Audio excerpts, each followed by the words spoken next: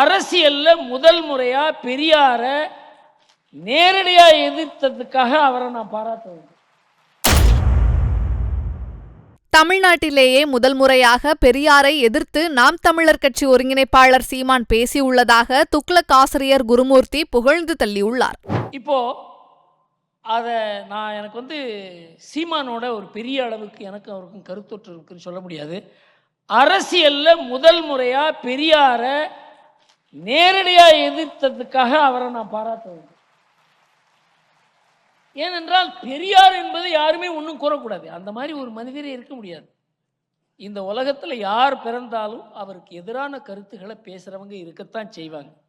இவருக்கு எதிராக கருத்து பேசுகிறவங்க அவங்கள பெரிய ஒரு எல்லாருமே சேர்ந்து அவங்க பேரில் பாய்வது என்பது தமிழ்நாட்டில் ஒரு 50-60 ஆண்டுகளாக இருக்கிறது. அதை பத்திரிகை துறையில் உடைச்சதுச்சோ இப்போ சீமான் அரசியலில் உடைத்து கொண்டிருக்கிறார். இது தமிழ்நாட்டுக்கு நல்லது.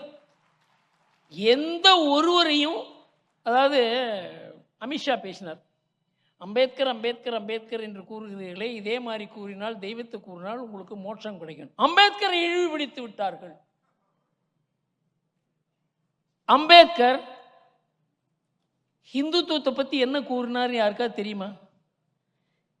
ஹிந்துத்துவம் உயர் ஜாதிக்கு மாத்திரம் சொந்தம் கிடையாது, எங்களுக்கும் சொந்தம் அப்படின்னு கூறினார் அம்பேத்கர்.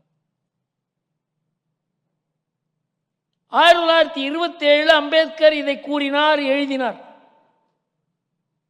ஹிந்துத்துவம் என்பது இது யாரோ ஒரு குறிப்பிட்டவர்களுக்கு மாத்திரமல்ல, எங்க பாரம்பரியமும் அது. அவர் ஹிந்துத்துவத்துக்கு எதிரி. இந்த நாட்டுக்கு ஒரு உணர்வுபூர்வமான ஒரு ஒற்றுமை இருக்கிறது. அது அரசியலால் ஏற்பட்டதில்ல, அரசாங்கத்தால் ஏற்பட்டதில்ல.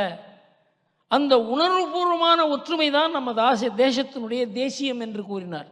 இது கிட்டத்தட்ட ஆர்எஸ்எஸ் பேசுவது போல. இதையெல்லாம் மறைத்து அம்பேத்கர் ஹிந்துத்துவத்துக்கு எதிரி. இதை தமிழ்நாட்டில் ரொம்ப தீவிரமாக பிரச்சாரம் செய்து கொண்டிருக்கிறார் திருமாவளவன். அவரோட நான் ஒரு நாளைக்கு நேரடியாக சேலஞ்சு பண்ண போகிறேன், என்னோட விவாதத்துக்கு வாங்கன்னு சொல்லி. பொய்யினுடைய ஒரு உச்சக்கட்டத்தில் தமிழ்நாடு சென்று கொண்டிருக்கிறது. அதே மாதிரி பெரியாரை பற்றி எதுவும் பேசக்கூடாதுன்னா, இப்போ பெரியார் பிராமணரை எதிர்த்ததுனால தான் பெரியாருக்கு இவ்வளோ மரியாதை. பிராமணர்கள் தமிழ்நாட்டில் இல்லை அப்படின்னு சொன்னாக்க பெரியாருக்கு இந்த மரியாதையே இருக்காது. பெரியார் என்னென்ன பேசினார் 1963 பெரியார் என்ன சொன்னாருங்கிறத கூறுகிறேன். நான் இந்த வாரம் துக்ளக்கில் அதை பற்றி எழுதியிருக்கிறேன். நம்ம தமிழினத்துக்கு 4 எதிரிகள் இருக்கிறார்கள். அவருடைய பிறந்தநாள் செய்தி 1963 செப்டம்பர் 17 விடுதலையில் வந்திருக்கிறது. 4 எதிரிகள் இருக்கிறார்கள் தமிழ் சமுதாயத்துக்கு. 1 முஸ்லிம், 2வது கிறிஸ்துவர், 3வது தாழ்த்தப்பட்டோர். அப்கோர்ஸ் முதல்ல பிராமின்ஸுக்கு தான் முதல் இடம், நான் 3 சொல்கிறேன். தாழ்த்தப்பட்டோர் இவங்க 3 பேரும் நம்ம விட நல்ல நிலைமையில் இருக்காங்க, எல்லா விதத்திலையும் உயர்ந்திருக்கிறார்கள். அந்த 3வது கேட்டகரியை தவிர பிராமணர், முஸ்லிம், கிறிஸ்துவர்கள் எல்லா விதத்திலையும் உயர்ந்தவர்களாக இருக்கிறார்கள்.